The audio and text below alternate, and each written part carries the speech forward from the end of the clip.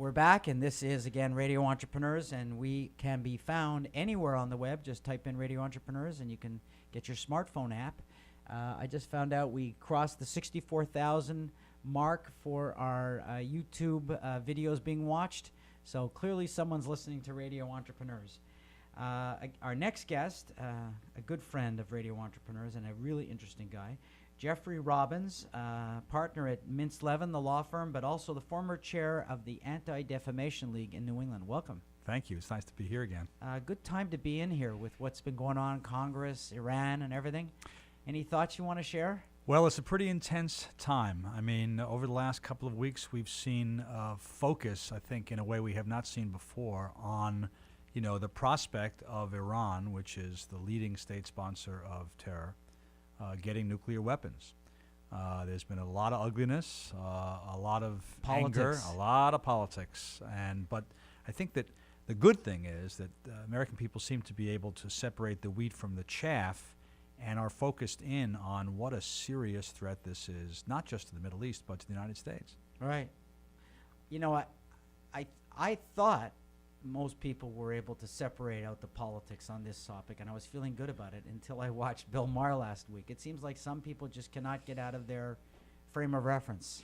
Yeah, I mean, you're absolutely right. For some people, this was just a pure Israeli Republican agenda, and they couldn't hear the content. Yeah, I mean, fortunately, the polls, the Gallup and other polls, tend to indicate that, most people can separate the wheat from the chaff. But you're right.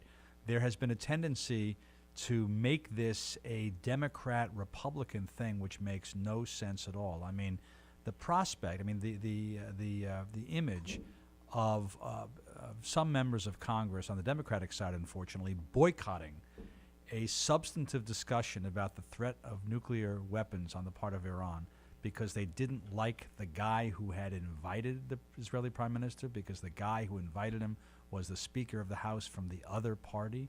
I mean, how juvenile is that? And I've heard a lot of people react with revulsion at that, and as well they should. You had the minority leader, Nancy Pelosi, scowling and saying that she was in tears. I don't know. I was fighting back the tears. I don't know what the heck she's talking about. Right. I mean, the thing She'll to be fight back the tears if we have a problem. Well, that's the thing to be to fight back the tears about is the prospect of an Iranian regime which has stiff-armed the international community, which has stiff-armed the United States, on the cusp of getting nuclear weapons, whether it is now or at the outside in 10 years. I mean, the notion that we say, well, okay, they get nuclear weapons in 10 years, and we'll just kind of worry about it then. That's not exactly the highest form of public policy. Right. But that's not, it's funny. That's not the perspective of some people. Again, I heard a commentary that said, Netanyahu's been warning us about Iran for 15 years. Nothing's happened. He's just, that's his drum. And, what do you have to do? Drop a nuclear bomb to realize that, he's warning that the train is coming to the station? Well, of course, one of the reasons, presumably, that they have, in fact, not gotten nuclear weapons up until now is that there have, at least according to news reports, been these joint American-Israeli efforts to try to slow it down and derail it, Stuxnet and derail it and the like.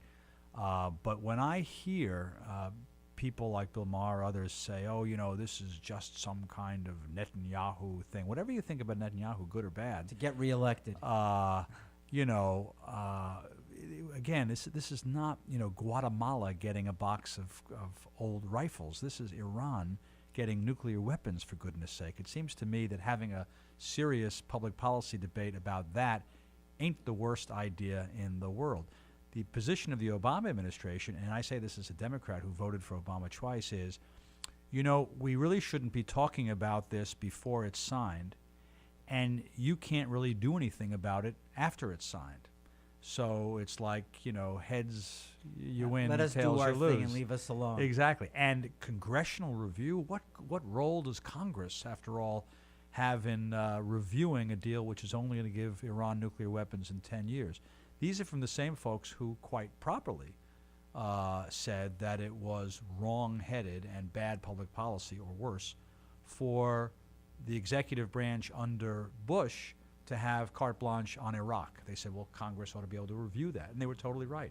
Now, when the shoe is on the other foot and we're talking about nuclear weapons, there are people who say, well, what business does Congress have